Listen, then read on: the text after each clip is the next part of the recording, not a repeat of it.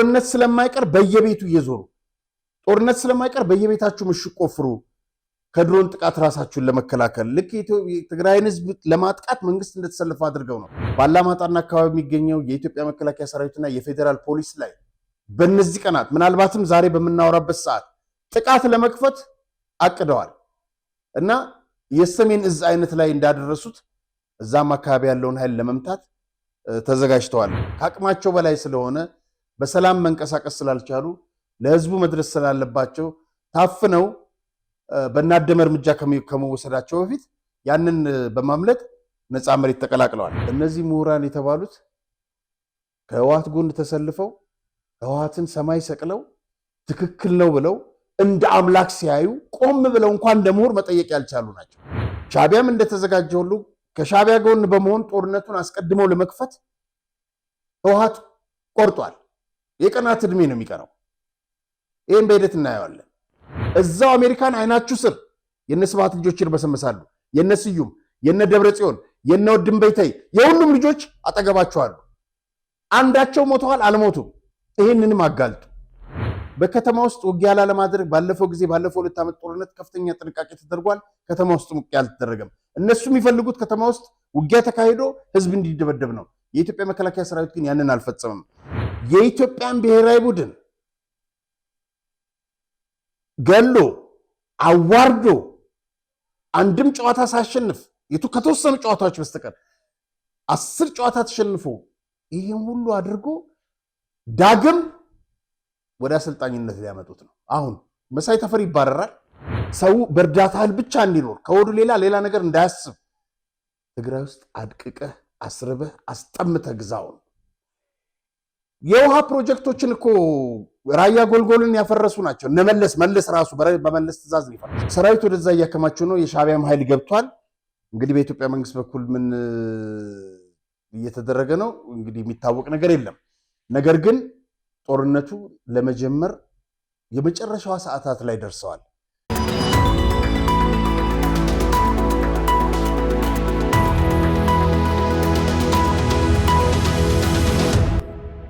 ሰላም ጤና ይስጥልኝ ክቡራን ተመልካቾቻችን፣ ፕሮግራማችን አሁን ተጀመረ። እንግዲህ የማይከፈልበት ሰብስክራይብ አድርጉ። ወደ ዋናው ጉዳዮቻችን ከማለፋችን በፊት እንግዲህ በርካታ ጉዳዮች ይዘናል። በፖለቲካ፣ በስፖርት፣ በማህበራዊ ጉዳዮች እንግዲህ የጦርነት ነጋሪት እየተመታ ሆኖ ኮማንዶ ስልጠና ላይ ናቸው። ትላንት ምሽት ባላማጣ ምንድነው የተከሰተው? ሌሎችንም ጉዳዮች በስፋት እንዳስሳቸዋለን። በቅድሚያ ግን በቴሌግራም ቻናላችን ከጅቡቲ ከሚኖሩ ስደተኞች አንድ መልእክት ደርሶናል። አረ እንደምነህ ወፉ እንዴት ናቸው? አንድ ቀን ለጅቡቲ ለሚኖሩ ስደተኞች ማለትም በጁንታው ተሰደን የፖለቲካ ጥገኝነት ጠይቀን በዩኤንኤችሲአር ያለን ስደተኞች በካምፕ ሆነ በከተማው በሺዎች ነን። ይሄው ድፍን 1997 እስከ 2019 21 ዓመት ያለፋቸውም አሉ። የኢትዮጵያ መንግስት የውጭ ጉዳይ ሚኒስትር ይህ ሁሉ በተለይ የጀግናው መንግስት አብይ አህመድ በዚህ ጉዳይ አንድ አጣሪ ቡድን ተዘጋጅቶ መፍትሄ ቢሰጠን እባክህ ለኢትዮጵያ ህዝብና ለፈጣሪና ህዝብ ስም እለምናለሁ። መንግስት ተቀብሎ አጣሪ ቡድን ለማካሄድ ከተዘጋጀ ያለውን እውነታ በግልጽ በማስረጃ ልናስረዳ እንችላለን ነው የሚለው እና ስሜን ለጊዜው አትግለጹልኝ ነው የሚለው። ከጅቡቲ እንግዲህ መልእክቱን አስተላልፈናል። በመቀጠል እንግዲህ ወደ ስፖርት ጉዳዮች ነው የምናልፈው። አትሌቲክሳችን ወዴት እየሄደ ነው? እንግዲህ ከሰሞኑ እንደምታዩት አንገት የሚያስደፉ ውጤቶች ናቸው የተመዘገቡት።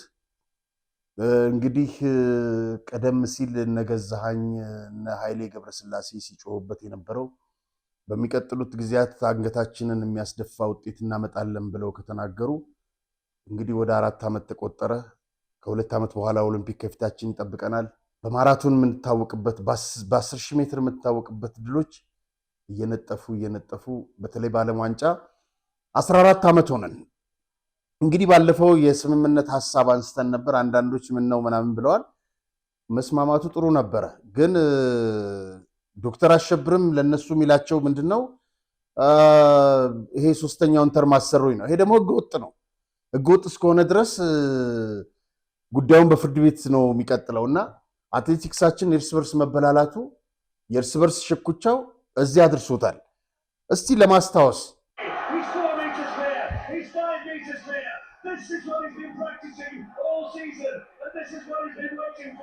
Ceylan's in pursuit. Merchant's in pursuit. The Ethiopians will not get in. Ceylan is still there. He's not able to know every up yet. But now is he coming back a little bit? But no Farah. ኔቨር ጊቭ አፕ ኤንድ ኔቨር ነው የሚለው እጅ አንሰጥም። ያው Is Farah against Ceylan? Is Farah going to be able to do it? Ceylan is so strong.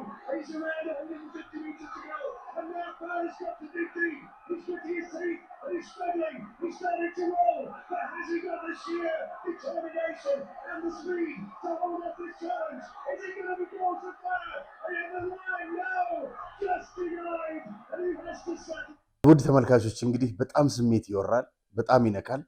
ይሄ ድል የተመዘገበው ሞ ፋራህን በማሸነፍ የዛሬ 14 ዓመት በ10000 ሜትር ፍጻሜ ኢብራሂም ጅላን ያመጣልን ወርቅ ነው።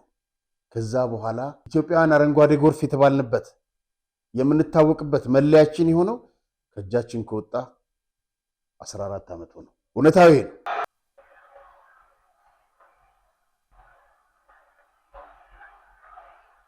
የመጨረሻዋ መግቢያዋ ላይ ኃይሌ እንዴት በቴክኒክ ተጠቅመው እንዴት እንዳሸነፈው እናያለን። እነዚህ አትሌቶቻችን እንግዲህ መተኪያ አጥተዋል። እስቲ የመጨረሻ አንድ ፊልም እንመልከት። መርቆ ሸኝቶናል አሲዞ ሰንደቅ ዓላማ መርዶ ነው ለወገናችን ማሸነፍ ካቃተን ብሰለፍ ህመሜችዬ ሮጬ ላራሙራችሁ ትልቁን እምነት በእናንተ ጥለናል እንግዲህ አይዟችሁ። ከበደኝ ትክሌ ለመግባት ከበደኝ የሆነ አባት ከበደኝ ባይኔ ፈለጉ ከበደኝ አስቡር ፊትን ድሉን አፍቆታል። ይህን ይመስላል እንግዲህ ተመልካቾቻችን፣ ስሜት ይነካል የቴዲ አፍሮ ዘፈን። እንግዲህ ከዚህ ሁሉ እየራቅን በጣም በሚያሳፍር ሁኔታ በሚያሳዝንም ሁኔታ ብዙ ኢትዮጵያውያን መጽናኛችን የሆነው መለያችን የሆነው ባንዲራችን ከፍሎ ሲውለበለብ የምንደሰትበት ስፖርት አንድ አትሌቲክሳችን አይኑ ሊጠፋ ተቃርቧል ብቻ ሳይሆን ኦልሞስት ጠፍቷል ማለት ይቻላል። በጣም የሚያሳዝነው ይህ የምታዩት አትሌት ስለሺ ስህን የአትሌቲክስ ፌዴሬሽን ፕሬዚደንት ነው። እዚህ ይሄ አትሌቲክስ ቡድናችን ወደ ጃፓን አሁን ከማቅናቱ በፊት በቀደምለት ቦሌ ኤርፖርት ላይ 2 አሰልጣኞች ተደባድበዋል። በጣም የሚያሳፍር ነው። አሰልጣኝ ህሉፍና ቶሌራ አሰልጣኝ ቶሌራ የሚባሉ ናቸው። እዚህ ከመደባደባቸው አልፎ እዛም ተደባድበዋል። የሚገርመው ማነው ገላጋይ? ስለሺ ስህን ነው ገብቶ መካከል ላይ የገላገላቸው። እርምጃም አልወሰደም።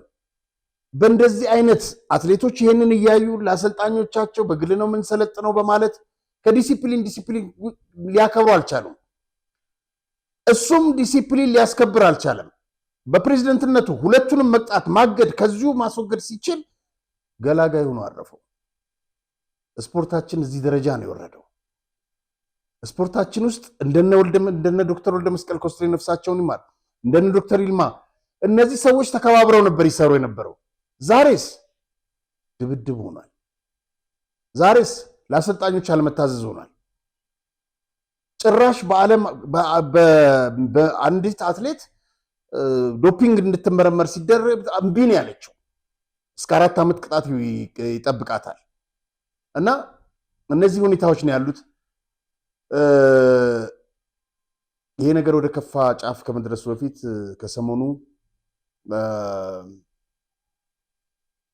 ስብሰባ እንደሚጠራና መፍትሄ በጠቅላይ ሚኒስትሩ ጽሕፈት ቤት በኩል መፍትሄ ይጠበቃል። ምክንያቱም ከባህልና ስፖርት ምንም የሚጠበቅ ነገር የለም፣ መፍትሄም አይጠበቅም።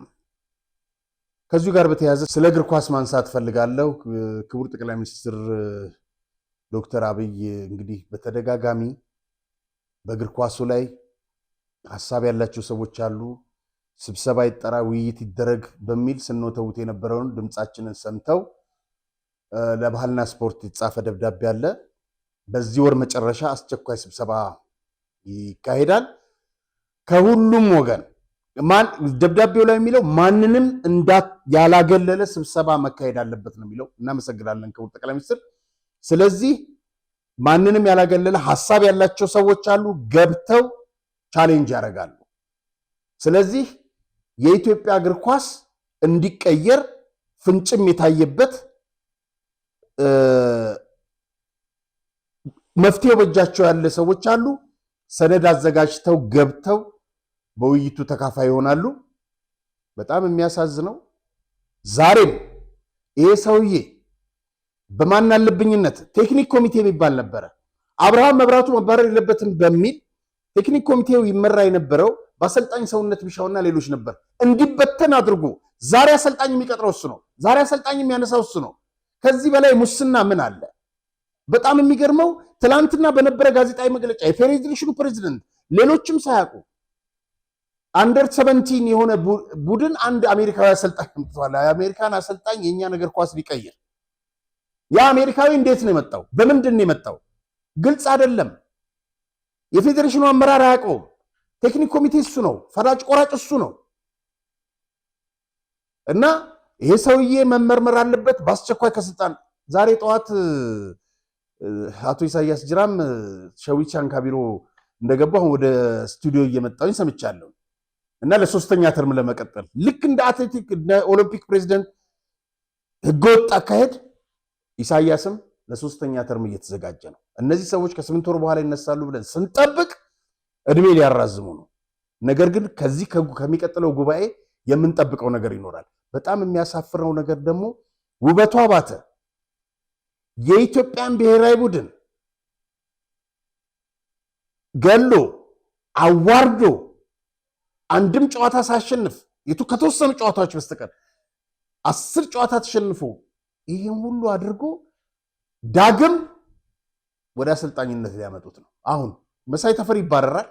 መሳይ ተፈሪን በማንሳት ውበቱ አባተን ድጋሚ ለውርደት ሊያመጡት ነው። ለውርደት እና ውበቱ ዶክተር አምሳሉ የሚባል ሰው ያላሉ እዛ አሜሪካን እና እሱ ነው የኢትዮጵያ ተጫዋች በዚህ መንገድ ሂዱ ብሎ የውልቅልቁን አወጣው ብሔራዊ ቡድን። ያው መሄድ አለባችሁ ነው ሂዱ፣ ሐሳብ አይደለም ያቀረበው። ምን ግንኙነት እንዳለው ከባህሩ ጋር አላውቅም፣ ወደፊት የሚጣራ ይሆናል። ስለዚህ የኢትዮጵያ እግር ኳስ መጫወቻ ሆኗል በዚህ በአንድ ግለሰብ። መሳይ ተፈሪ ከገነነ ነፍሱን ይማረው ገነነ ሊብሮ ቤት ሄዶ በዚህ አጫዋት ነው የምከተለው ብሎ ቃል ከገባ በኋላ የፌዴሬሽኑ ሰዎች ያባረሩኛል ብሎ አሁንም መባረር ለማይቀር ዝብርቅርቁ የወጣ ቡድን እንትን ብሎ በውርደት እንድንባረር ተደረገ። አሁን ደግሞ ውበቱን ሊያመጡት ነው። የስፖርት ቤተሰቡ ያዳምጥ። ይሄ ሰውዬ ሌላ የቀረበለት ነገር ጋዜጠኛ ጥሩነህ ካሳ በፊት ወርልድ ስፖርት ምትል ጋዜጣ የሚያዘጋጅ የነበረ ልጅ የጠየቀው ምንድነው ለምን የካሳይ አሁን ከዚህ በኋላ ኢትዮጵያ የትም አትደርስም፣ ለምን ካሳይ መጥቶ እድሉ አይሰጠውም ሲለው ይሄ ቴክኒክ ጉዳይ ነው አልመልስም አለ።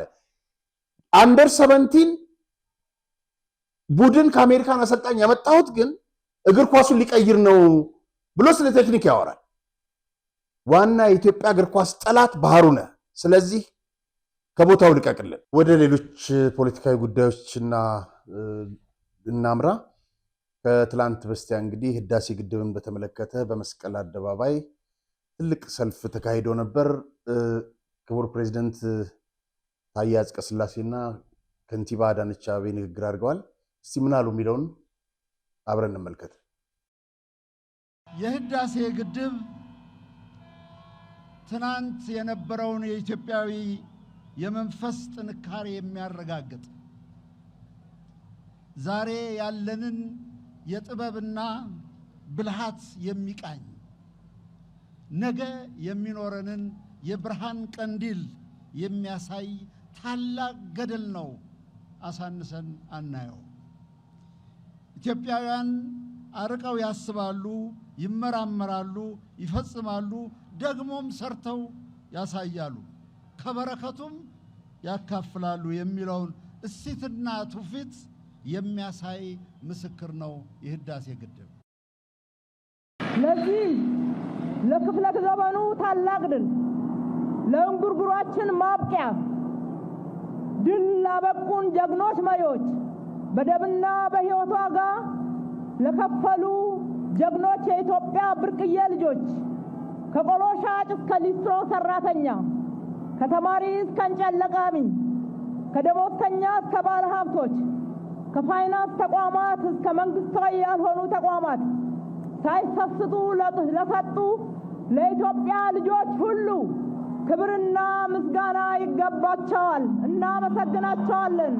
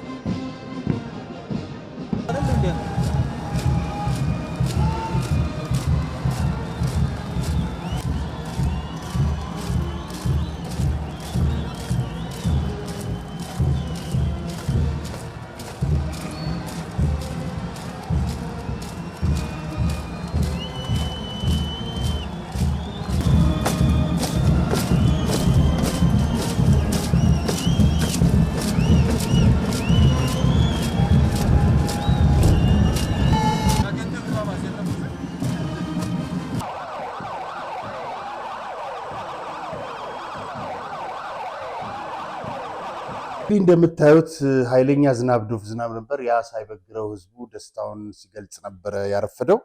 እንግዲህ ከዚሁ ጋር ተያይዞ ባለፉት 7 ዓመታት ምን ፕሮጀክቶች ተሰሩ፣ ምን ግንባታዎች ተካሄዱ፣ ከዚህ በኋላስ ምን ለመካሄድ ታቅዷል የሚሉትን በዝርዝር እንመልከት።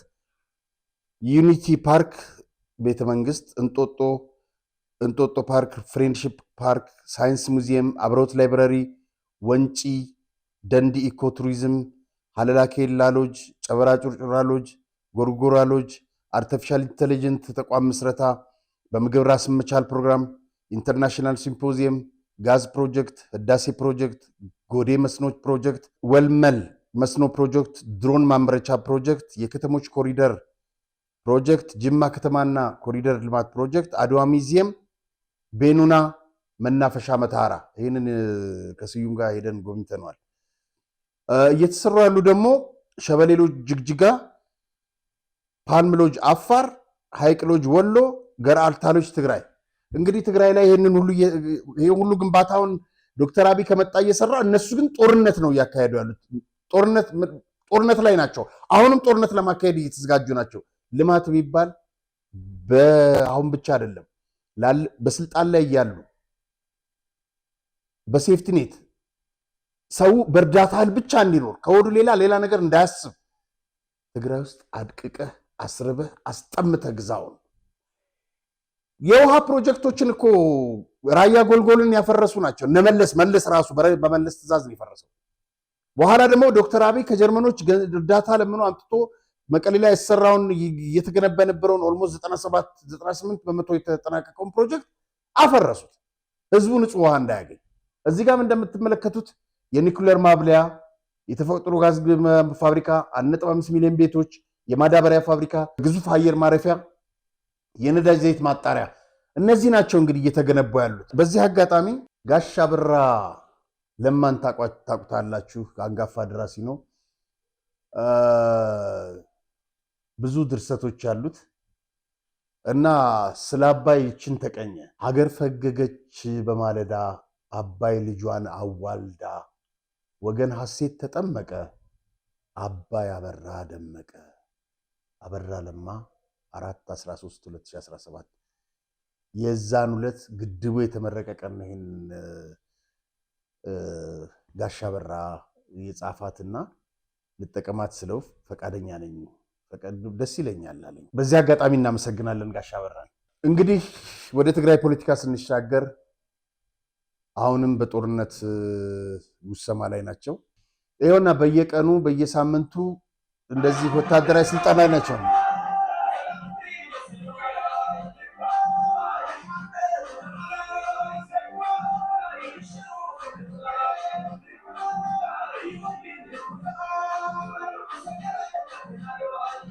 እንግዲህ የኮማንዶ ስልጠና ይህን ሲመስል እነ ድንኩል ሲያስመርቁ ነበረ።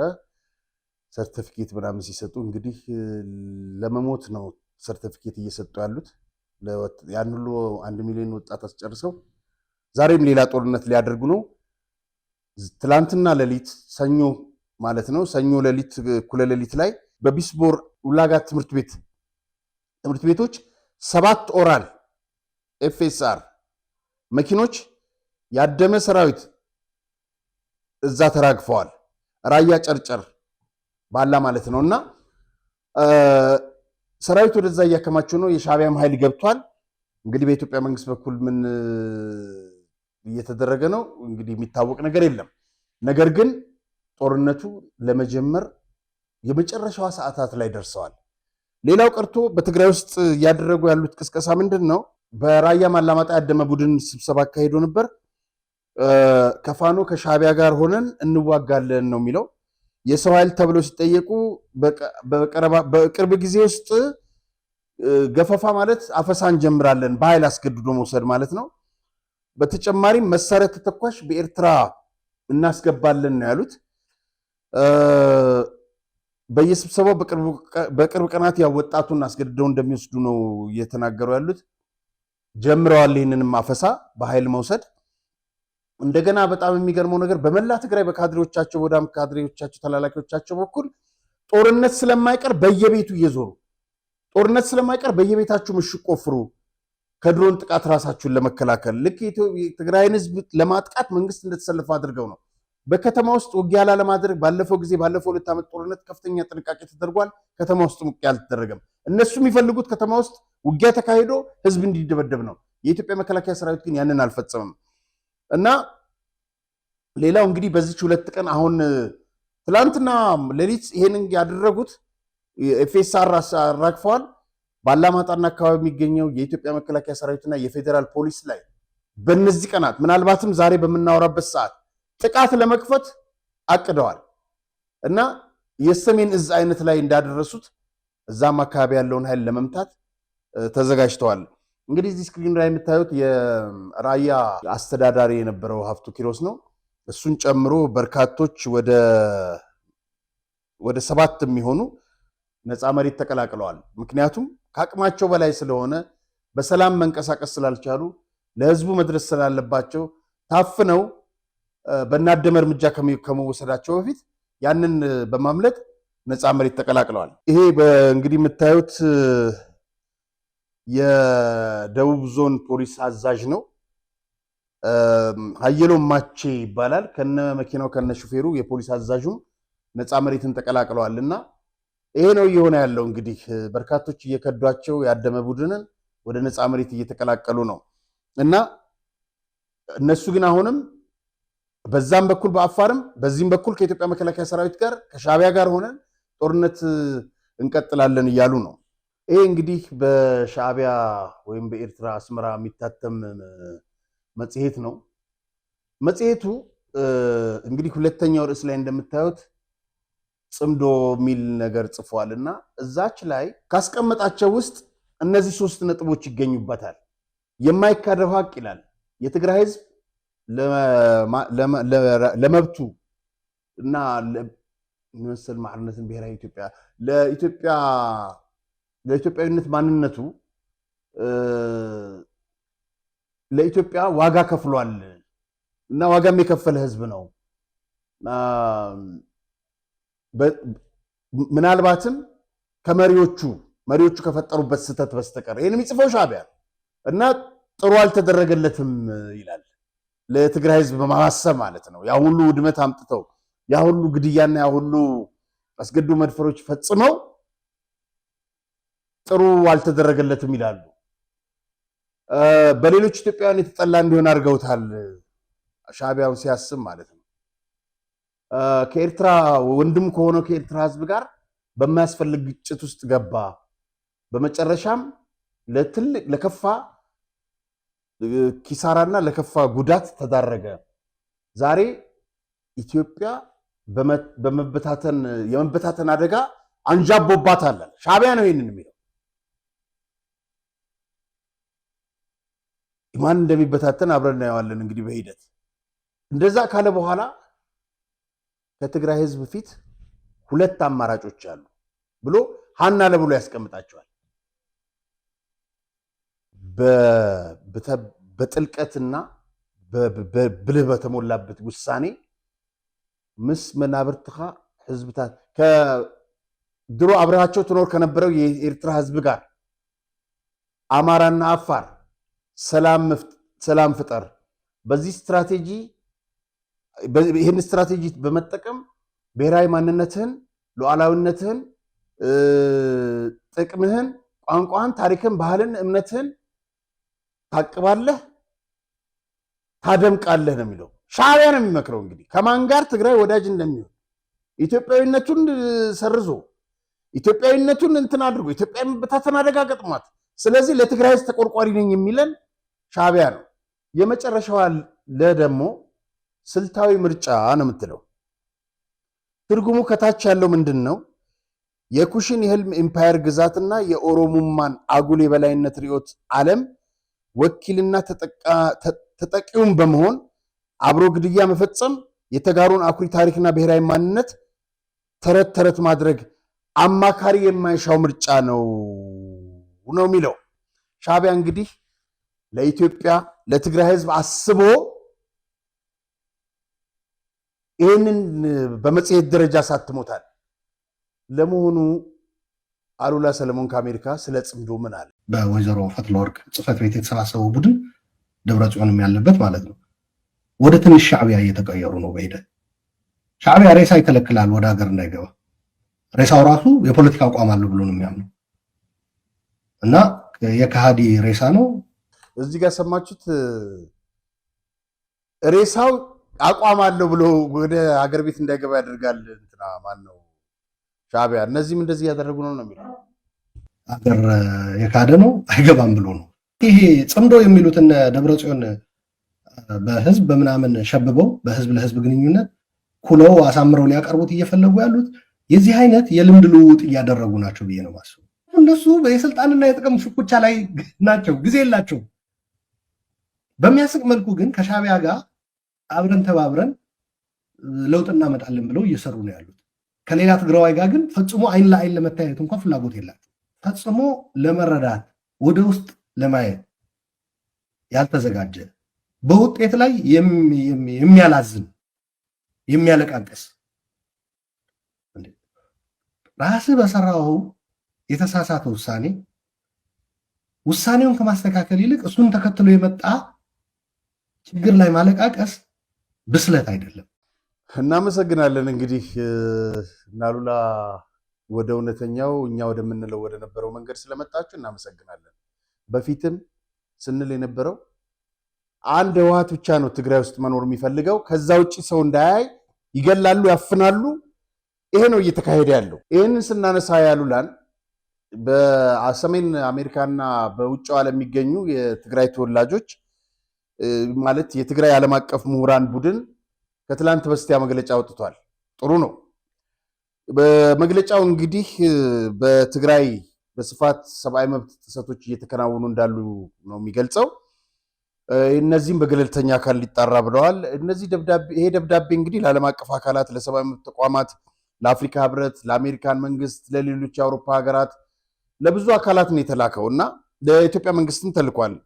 በጌታቸው ረዳ ይመራ የነበረው አለ በመግለጫው ጊዜያዊ መስተዳድር ባለፈው መጋቢት 2017 ህወሓት ከፍተኛ ጀነራሎችን ከጀርባ በማሰለፍ ጌታቸውን በኃይል ከስልጣን እንዲወገድ ተደረገ ይላል በመግለጫው። ከጌታቸው መወገድ በኋላ በክልሉ ከፍተኛ ሰብአዊ መብት ጥሰት ተፈጽሟል፣ አሁንም ቀጥሏል ይላል።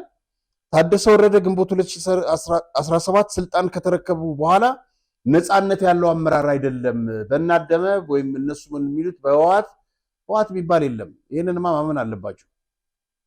ህወሓት የሚባል በህገወጥ መንገድ ሄዳለሁ ብሎ በምርጫ ቦርድ እንዲፈርስ ተወስኗል። ታደሰ የተሰጠው ኃላፊነት ውስኑና እንዲገደብ ተደርጓል። በነ ደብረጽዮን ስር ታደሰ ወድቋል ነው የሚሉት። በጌታቸው ረዳ አስተዳደር በነፃ የመንቀሳቀስ የሚዲያ ነፃነት፣ የፖለቲካ ተሳትፎ ተከብረው ነበር። በታደሰ ግን ወደኋላ እንዲመለስ የነደፂ ቡድን አድርጓል። ራሱም ታደሰ ነው እንጂ የመለሰው ምን ዳርዳር ትላላችሁ? የሰማይ መብት ጥሰቶች በዛው መጠን ተባብሰው ቀጥለዋል። በደቡብ ራያ፣ ተንቤን፣ ደቡብ ምስራቅ፣ ሰሜን ምዕራብ ዞኖች ሲጠቀሱ የግዳጅ ስወራ፣ ህገወጥ እስር፣ ግድያ፣ በኃይል መንግስታዊ ቢሮዎች መቆጣጠር፣ ሽብር፣ ህዝብ በመረጠው እንዲተዳደር መገደብ ወዘተ ተግባራት እየተፈጸሙ ይገኛሉ ይላል መግለጫው።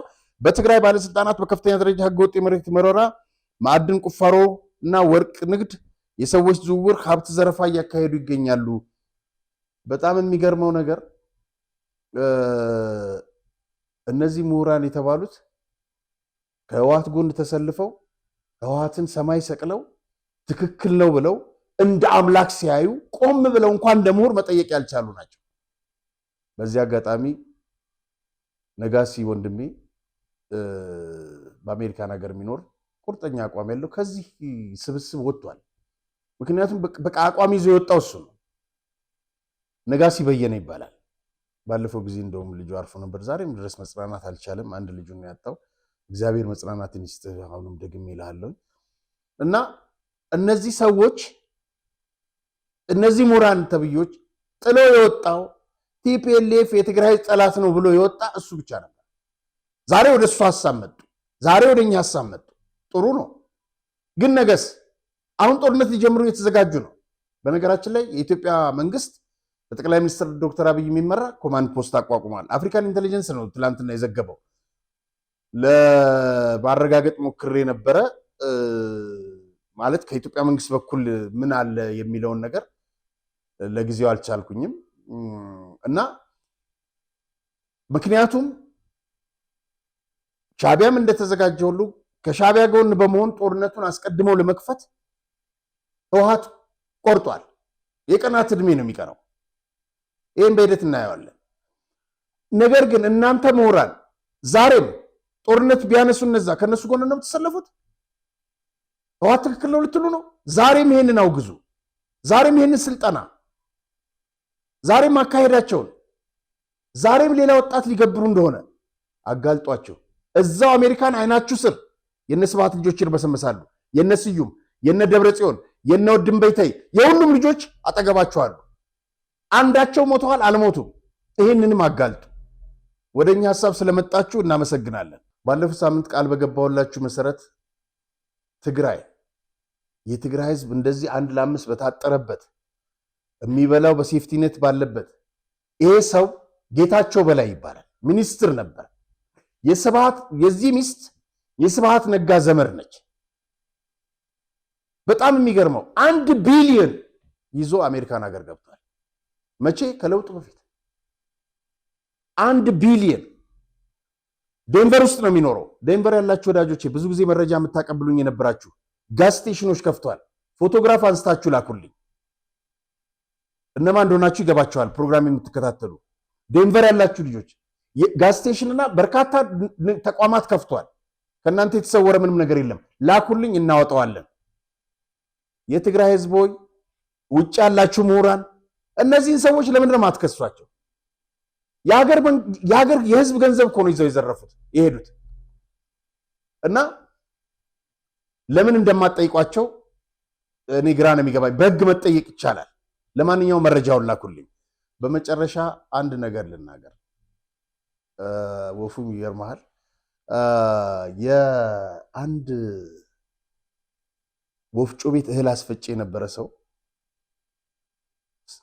ስራውን መናቂ አይደለም። በዚህ አጋጣሚ ማንኛውም ስራ የተከበረ ነው፣ ከነዚህ ሌብነት ውጪ ማለት ነው። ምንድነው አንድ ጊዜ ሌብነትም ምንድነው ስራ ነው ያለው መለስ ዜናዊ። ለማንኛውም አንድ እህል ወፍጮ ያስፈጭ የነበረ ከገጠር መጥቶ ከክፍለ ሀገር የ700 ሚሊዮን ሆቴል ባለቤት ሆነ ብትሉ ታምናላችሁ? በጣም ነው የሚገርመው። እዚሁ ቦሌ ግን የሱ አይደለም፣ ከጀርባው በረከት ስምኦን አለበት። ይሄ ሰውዬ ሆቴሉን እዛ ሼር አለው። ግን ምንድነው የተባለው? ሆቴሉ ስሙን አልነግራችሁም። ምስክር ሆቴል ተባለ። ለምን ሲባል በሰው ላይ በሐሰት መስክሮ ነው ያንን ገንዘብ ያገኘው። ከማን? ከባለ ሀብቱ። የዛሬው ፕሮግራም በዚሁ ያበቃ። ክቡራን ተመልካቾቻችን ለሳምንት እንግዲህ ቃል ገባ ነው ዛሬን ልናቀርብ ነበረ።